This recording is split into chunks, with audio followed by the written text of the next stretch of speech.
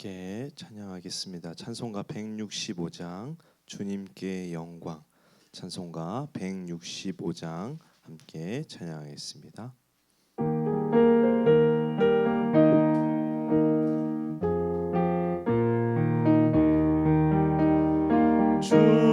주님께 영광. 다시 사신 주 사망 권세 모두 이기시었네. 흰 옷 입은 천사 돌을 옮겼고 누우셨던 곳은 비어 있었네. 주님께 영광. 다시 사신 주 사망 권세 모두 이기시었네. 부활의 주님 나타나시사 두려움과 의심 물리치셨네. 주의 교회 기뻐 찬송하여라. 다시 사신 주님 죽음 이겼네. 주님께 영광. 다시 사신 주 사망 권세 모두 이기시었네. 생명의 임금 영광의 주님. 주님 없는 삶은 헛될 뿐이라. 주의 사랑으로 세상 이기고 요단 건너보냐 가게 하소서. 주님께 영광. 다시 사신 주 사망 권세 모두 이기시었네. 아멘.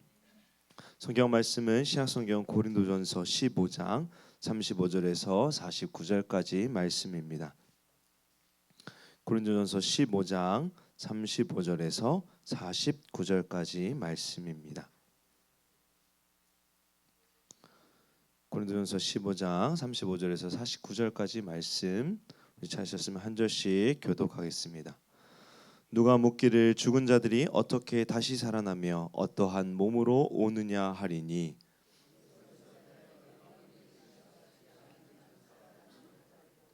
또 내가 부리는 것은 장래 형체를 뿌리는 것이 아니요 다만 밀이나 다른 것의 알맹이 뿐이로되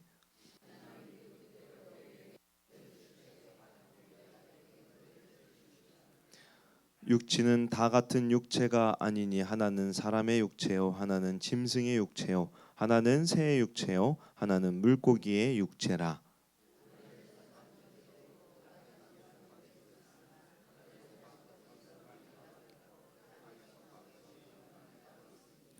해의 영광이 다르고 달의 영광이 다르며 별의 영광도 다른데 별과 별의 영광이 다 다르도다.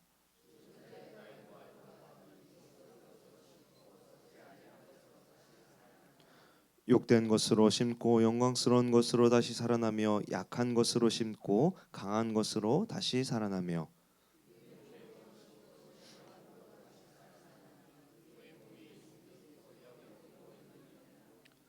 기록된 바 첫사람 아담은 생령이 되었다 함과 같이 마지막 아담은 살려주는 영이 되었나니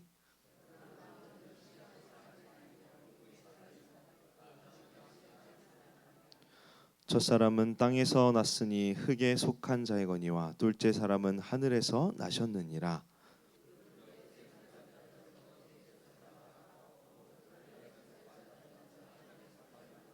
함께 읽겠습니다. 우리가 흙에 속한 자의 형상을 입은 것 같이 또한 하늘에 속한 이의 형상을 입으리라. 아멘.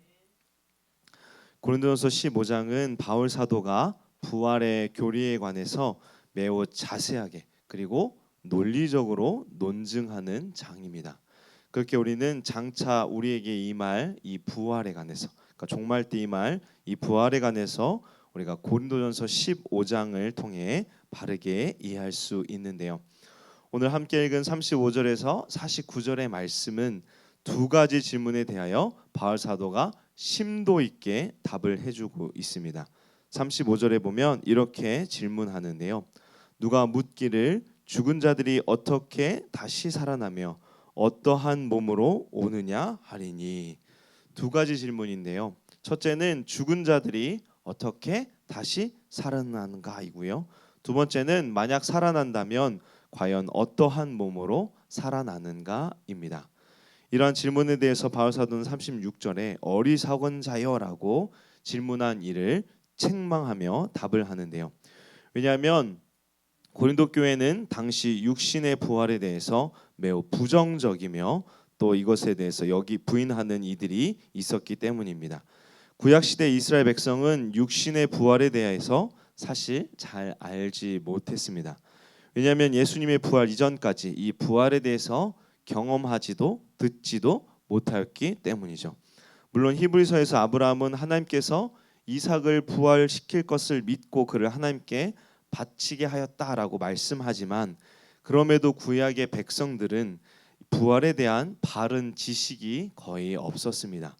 그렇기에 예수님 시대에 활약하던 이 사두개인들은 천국은 물론이고 영혼의 불멸도 믿지 않았고 부활은 더더욱 믿지 않았던 것입니다. 또한 당시 유행하던 이 헬라 문화는요, 영혼이 죽지 않는다는 것은 믿었지만 육신의 부활은 거절했습니다.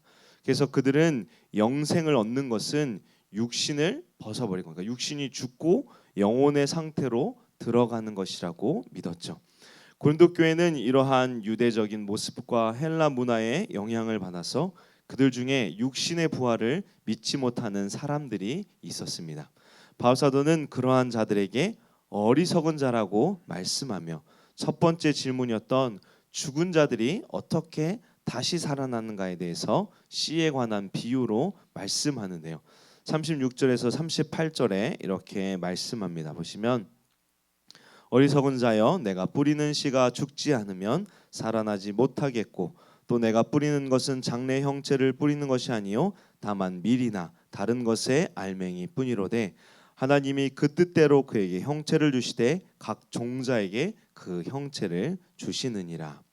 우리가 이 비유가 조금 어려울 수 있는데 이런 뜻입니다. 보통 씨가 땅에 심기어지면 씨는 자기의 형체는 죽고 이제 새로운 모습으로 싹이 나서 나무가 나죠. 이것을 우리는 발아한다고 하는데요. 씨에서 싹이 나서 열매 맺는 식물로 자라나는 것입니다. 바울 사도는 이것을 뿌려지는 씨가 죽어야 그때야 비로소 장래의 형체의 모습이 나타난다고 비유로 말씀하는 건데요. 우리는 이 수박이라는 열매를 얻기 위해 그 수박을 땅에 심지 않습니다. 수박은 본래의 형체인데요. 그런데 우리는 이 수박을 얻기 위해 수박을 심지 않고 그 안에 있는 전혀 다른 모습의 씨를 심습니다. 이 씨는 수박과는 완전히 다르죠. 바울 사도는 이러한 장래의 형체, 제가 말씀드린 수박, 이것이 장래의 형체인데요. 이것을 얻기 위해 수박을 심는 것이 아니라 알맹이뿐인 씨를 심는다는 것입니다. 그러면 그것이 땅에 들어가 죽고 하나님께서 주신 형체로 자라나며 열매를 맺는 것이죠. 그때 비로소 우리는 그 씨가 어떤 열매의 씨인지를 알게 되는 것인데요. 이처럼 이것이 36절에서 38절의 말씀을 뜻하는 것인데요. 그렇다면 이 비유가 왜 첫 번째 질문인 죽은 자들이 어떻게 다시 살아나는가에 대한 답이 될까요? 바울 사도는 씨가 죽고 열매 맺는 형체로 변하는 것을 통해서 우리 역시도 이처럼 부활한다는 것을 말씀하는 것입니다. 사람은 결코, 지금 우리들은 결코 부활에 대해서 알 수 없습니다. 왜냐하면 지금 우리의 모습은 바울의 비유처럼 씨앗의 모습이기 때문입니다. 그런데 우리의 육체가 죽고 장차 예수님이 오시면 어떻게 변화되는가? 이 씨앗이 열매 맺는 형체의 모습으로 변하는 것처럼 우리 역시도 하나님께서 정하신 모습으로 부활한다는 것입니다.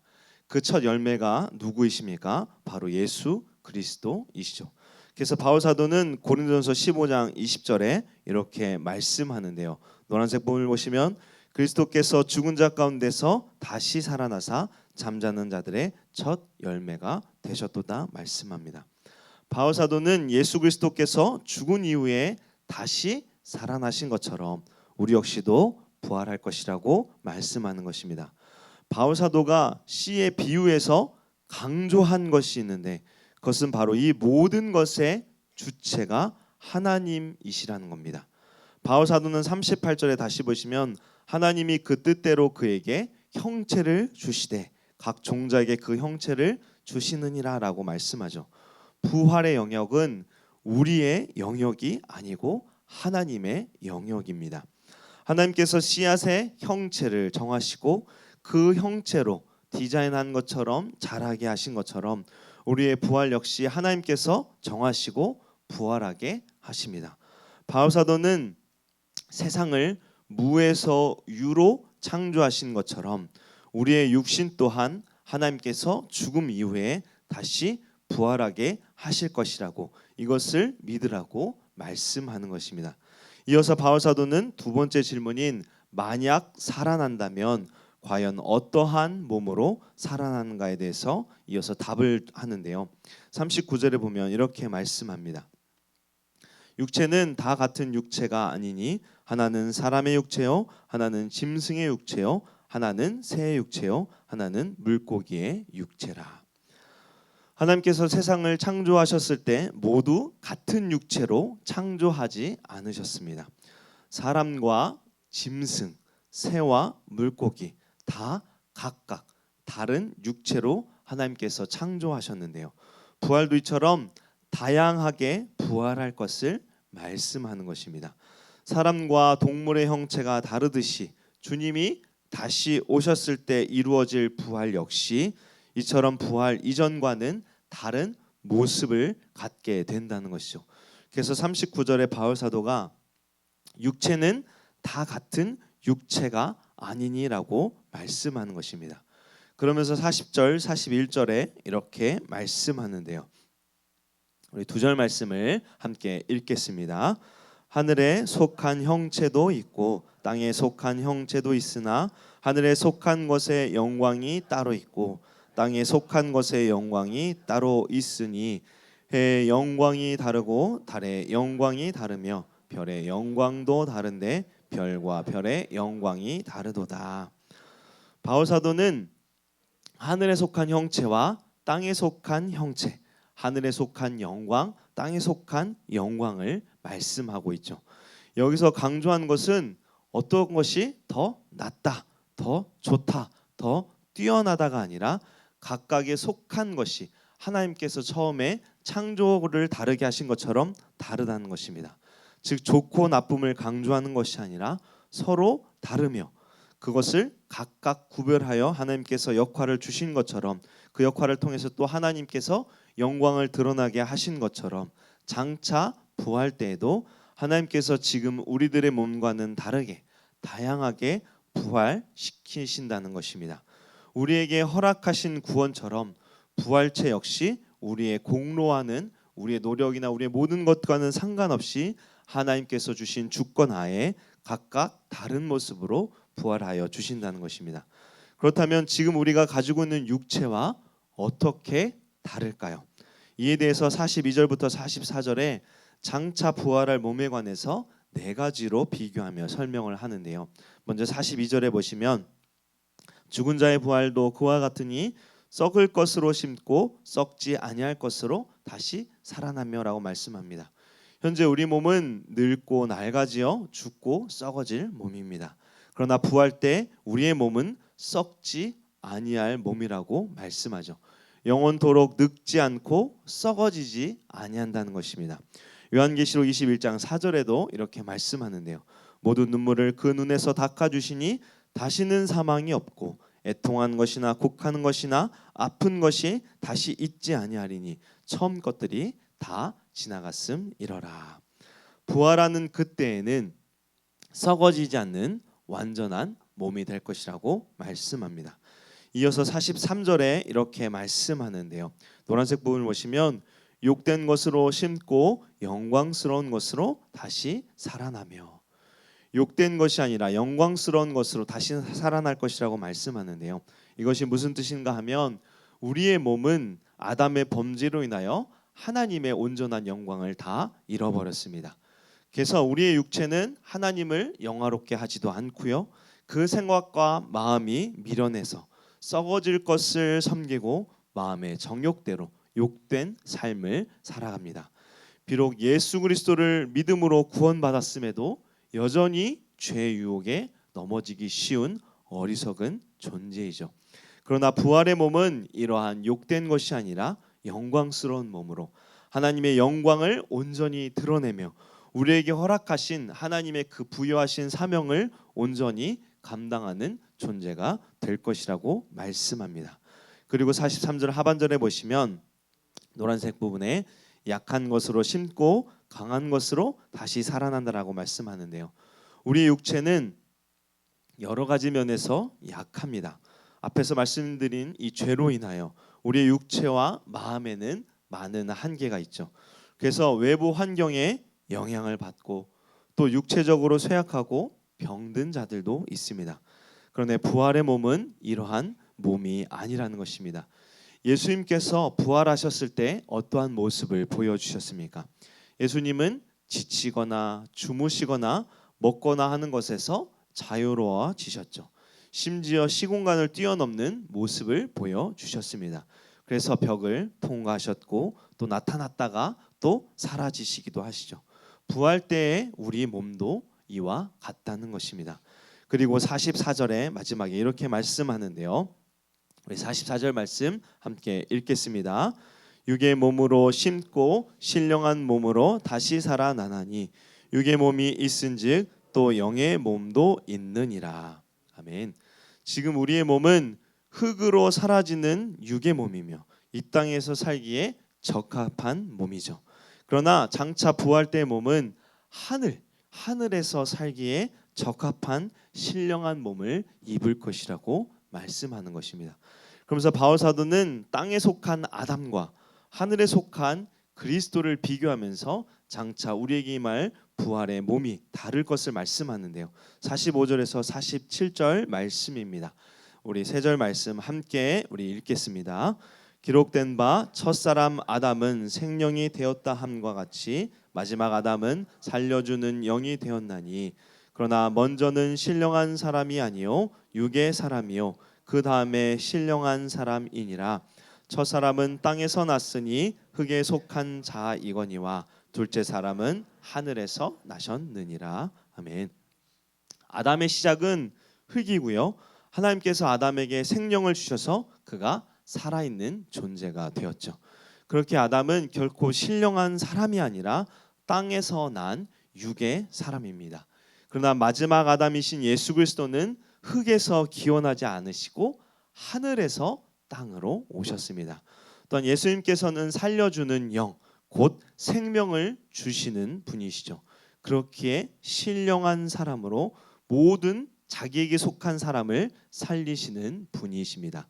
고린도전서 15장 22절에도 이렇게 말씀하는데요.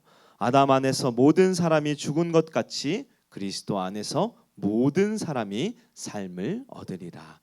여기서 중요한 것은 이제 우리가 누구에게 속했는가입니다. 바울 사도는 48절 49절에 이렇게 말씀합니다. 우리 두 절 말씀도 함께 읽겠습니다. 무릇 흙에 속한 자들은 저 흙에 속한 자와 같고 무릇 하늘에 속한 자들은 더 하늘에 속한 이와 같으니 우리가 흙에 속한 자의 형상을 입은 것 같이 또한 하늘에 속한 이의 형상을 입으리라. 아멘. 본래 모든 인류는 아담을 따라 흙에 속한 자입니다. 그러나 바울 사도는 영원한 생명을 주시는 그리스도 안에 있는 자는 하늘에 속한 이의 형상을 입은 자가 된다고 말씀하죠. 결국 마지막 주님이 오실 때 예수 그리스도를 믿는 자는 어떻게 부활한다는 것입니까? 예수 그리스도의 형상을 입어서 영광스러운 몸으로 부활하게 될 것을 말씀하죠. 그러나 그에게 속하지 않은 자는 흙에 속한 것 같이 심판의 부활을 맞게 될 것입니다. 예수님께서는 욕되며 연약하고 썩어 없어질 우리를 위하여 하늘에서 내려오셔서 자기의 몸을 기꺼이 내어 주셨습니다. 그리고 주님은 이 죽음에서 멈춘 것이 아니라 부활의 첫 열매가 되셨고, 주를 믿는 우리에게도 장차 예수님처럼 부활하여 영광스러운 몸을 얻게 되며 영원한 기쁨을 누리게 될 것이라고 말씀을 하죠. 그렇게 우리는 썩어질 육신과 세상을 기대하며 살아가는 것이 아니라 장차 우리에게 임할 놀라운 영광의 이 부활의 소망을 기대하며 살아가는 자들이 되어야 합니다. 주님은 반드시 믿는 우리에게 썩지 않고 더럽지 않으며 영원토록 쇠하지 않는 영광을 얻게 할 것입니다. 이 부활의 소망을 우리가 기억하며 오늘도 우리를 위하여 사망 권세를 이기시고 부활하신 이 예수 그리스도만을 굳게 의지하고 그의 말씀에 순종함으로 하나님께 영광과 찬송을 올려드리는 주의 모든 거룩한 백성 되기를, 영원한 소망을 온전히 붙잡는 우리 모두 되기를 주님의 이름으로 축원합니다. 함께 기도하겠습니다. 사망 권세를 이기신 주님, 믿는 우리에게도 영광의 부활을 허락하여 주시니 참으로 감사드립니다.